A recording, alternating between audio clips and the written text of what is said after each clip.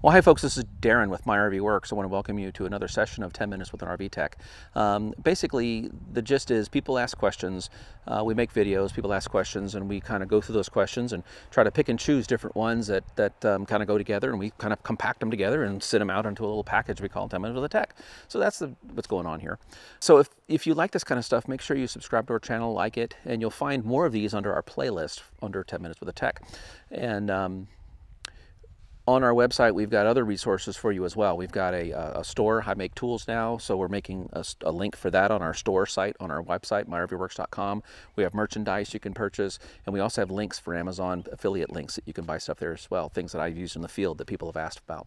So let's go jump over to the shop and see if we can help some folks with some of their questions. Thanks for watching.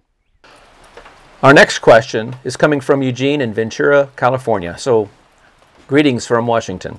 Now, Eugene's question basically involves his Dometic refrigerator, but this could apply to a Norcold refrigerator or any other refrigerator as well.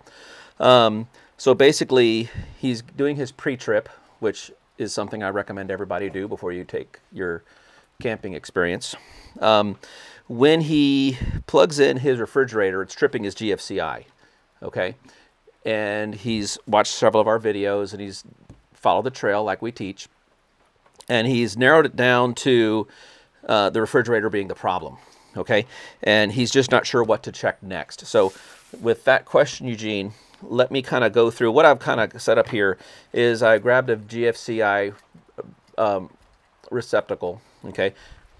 So I've got a GFCI receptacle. These are the ones that have the test and reset feature on it, okay? So this is the thing that's tripping in his RV. Now, according to code, these need to be within 6 feet of water, outside, or in any garage space, okay? So he's tracked his down to be the one that controls the living room, okay? But that's what's tripping. So when he unplugs his refrigerator out of the equation, the GFCI is not tripping out. Now, they do have these little test devices. They do have these handy little test devices with a push button and the little colors, and if you look, you can see when you plug it in what the problem is. So a lot of times I will use these when there's an issue because basically the pattern of the lights will tell me what the problem is. So if you wanted to verify that your GFCI was good, you would plug this into the GFCI. You would read your light pattern, read the legend on the top, and it will tell you you're good or you're open ground or whatever. One of these things that's got the push button, you could push the button on it and that should trip out the GFCI. On a note on the GFCI, this is not a circuit breaker. This is not going to protect the circuit, okay, per se. It's not going to protect the wire like a circuit breaker would. A circuit breaker might have 15 or 20, 30, 50, those numbers on it. That's how many amps are allowed through the circuit, basically, fundamentally. So when he takes his refrigerator out of the circuit, the GFCI is not tripping. The purpose of the GFCI, and Eugene, this isn't your question, but I'll throw this out there anyway. The purpose of this GFCI is it's watching the two wires, the hot and the neutral. It's watching both of those. And if there's a deviation of 4 to 5 milliamps of current between the white and the black, the neutral and the hot, then this thing's going to trip. Okay, so he is pretty much narrowed it down to being the refrigerator. So let's see if we can help Eugene out. So Eugene, your refrigerator is going to be plugged in. I've just got a couple mock-up things. You're going to be plugged in here, and it's going to be plugged into your board. Now, I don't know what kind of Dometic refrigerator you have, so I've just got 3 of your standard type. These are the lower control boards that go on the back outside part of the refrigerator. They would have covers on them. Now, these green ones are Dinosaur Electronics boards, and this one is a Dometic factory replacement board. So on the refrigerator, on the AC side, this is not the LP side. I do not have LP components up here. I have the AC components up here. So on the AC side of the refrigerator, typically it's a pretty straightforward, simple procedure to diagnose those things, okay? So here's your power cord plugged into your receptacle. It may or may not be a GFCI. In Eugene's case, it is, okay? And it's going to feed the lower control board AC power, okay? It's the circuit's going to go through the board, and then it's going to feed electric heating element, okay? Now, to test the electric heating elements, you're going to look on the element, and it's going to tell you how many watts that element is. Then you use Ohm's law and Watt's law, and you determine what your resistance is if you wanted to find this out. And now, on our website, myrvworks.com resources tab, you go to the resources tab, you'll find service manuals, and on the service manuals we'll sort for refrigerators, and you can find your refrigerator in there. I don't have them all, but I have quite a few refrigerator service manuals, and then you can find the spec of heating element for your refrigerator. There's been several service calls I've gone on, and they've gone with an aftermarket heating element, or certainly not our shop, but some shops may have just stuck whatever heating element in there because they're all about the same diameter, but the wattage is different. And there's been several times I've worked on refrigerators and the wattage is not the correct wattage based on that refrigerator spec. If it's not the right wattage, your refrigerator's not going to perform very well. So, Eugene, you're tripping something on your refrigerator. So I've told you how to test for your GFCI. We understand the purpose of the GFCI is going to trip whenever there is a 4 to 5 milliamp current difference between the hot and the neutral. Okay, so now you've got it over to here. So we're pretty much done with this side. Now we're looking at this side. The first thing I would like you to do is go to our website. Anybody listening that has the same problem, go to our website, see if you can find the manual for your refrigerator and figure out the specification for your heating element.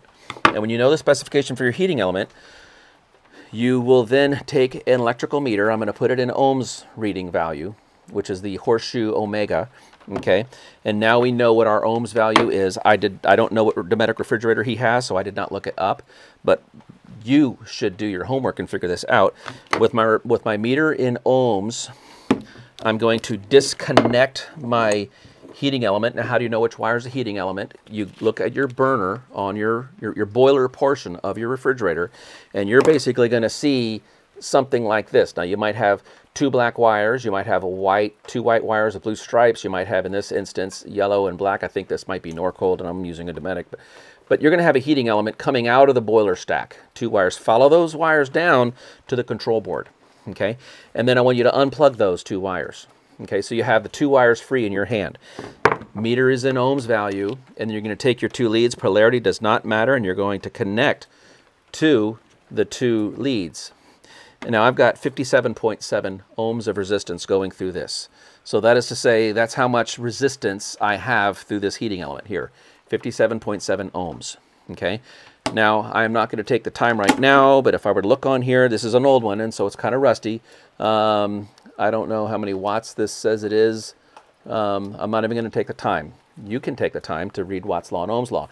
There's great apps that I use on my phone for doing the calculation for us. You just punch in voltage, current, resistance, watts, any of those 2 values, and you push calculate, and it'll give you the number. That's what I use all the time in the field to determine if this is what we're in spec or not. 10% plus or minus is what we're at. So, Eugene, I suspect that maybe your heating element may be bad, and that's how you're going to test it. If your heating element is bad, then you're not going to get the correct ohms value that your spec sheet's going to tell you. Now, there is no one-size-fits-all heating element. You have to know your refrigerator model number and serial number. Model number and serial number. Okay? If you know those 2 pieces of information, you can get that when you open up the refrigerator door. There's a sticker right there. This is Norcold and Dometic. It'll say model number, serial number. Then you can head over to our website or wherever. You could search for your service manual, and on the service manual, they're going to give you the specification for your heating element. From that, you will find your ohms value. From the ohms, it'll basically tell you watts. Okay, and so from that watts value, you can do the calculation to get your ohms value. You unplug your heating element, check it to see if it's in spec. If your meter beeps like 0, it shows 0 and it's beeping, kind of like this situation right there. My meter says 0, there's no resistance between this. Then your heating element has shorted out and you need to replace that. Okay? So I wanted you to do that first because I suspect, Eugene, that it's your heating element. But if you've taken your heating element out and you've unplugged your heating element, it's not a big deal to trip this out. With your heating element unplugged from your control board, it is possible your control board has gone bad. If your control board has gone bad with the heating element unplugged from it, because the heating element is the AC output from this. The only other thing that could go bad on this is this relay right here. The rest of this board is all 12 volts DC brain. So now with your heating element taken out, go ahead and plug your refrigerator back into 120 and then see if it trips your GFCI. If it trips your GFCI with the heating element not connected to it, your go, no go test is you probably have a bad board, okay? But if you take your heating element and you unplug it and you connect your board and it does not trip then it's probably the heating element. Okay, so Eugene from Ventura, California, I hope that helps you. We went into a little bit more on GFCIs and how to test them and heating elements and things like that, but your next step would be to determine, is it the board or is it the heating element? That's really the only two things it could be. Thank you for watching. Well, folks, that's all the time I have right now for answering questions. If this added value to you and it was helpful, please give us a thumb up. It's just a little thing you could do. Subscribe to our channel, ring that bell, and or click the bell icon. That way when new videos come out, you'll be notified. And you can support us on Patreon, on our website. We have links where you can check out our store merchandise. We make some tools now. I'm making tools for you guys now. That's kind of a fun little venture we've started. And we've also got some Amazon links on our store as well. So if you need a tool or something, you know, show some love. That would be kind of fun. So from all of us at RV Works, we really appreciate you. It's a privilege. Thank you.